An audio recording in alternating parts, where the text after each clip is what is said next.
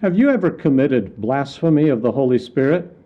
Some people live in dread fear of it, and I've even heard preachers use it to strike fear into the hearts of a congregation so they didn't dare doubt that he had the power of the Spirit.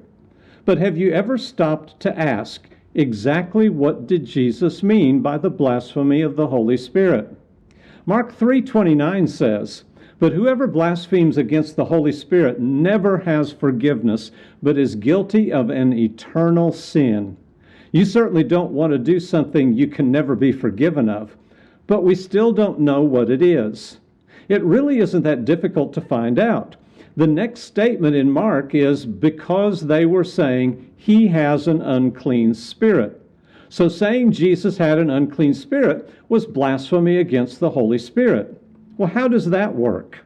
Well, let's go back and see what prompted this. Mark doesn't spell out the specific incident, but in Matthew, in chapter 12, verses 22 through 24, we find that he had just cast out a demon. After casting out that demon, we read in Mark, and the scribes who came down from Jerusalem were saying, "He is possessed by Beelzebul, and he casts out the demons by the ruler of the demons." That's in verse 22. So Jesus cast out a demon by the Holy Spirit, and the scribes attributed it to Satan. Surely you can see how that would be blasphemy of the Holy Spirit. They were calling the Holy Spirit demonic.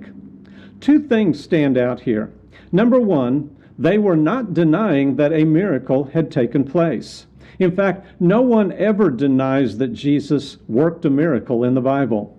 So I know that denying a modern faith healer worked a miracle is not blasphemy of the Holy Spirit. Some people worry about that.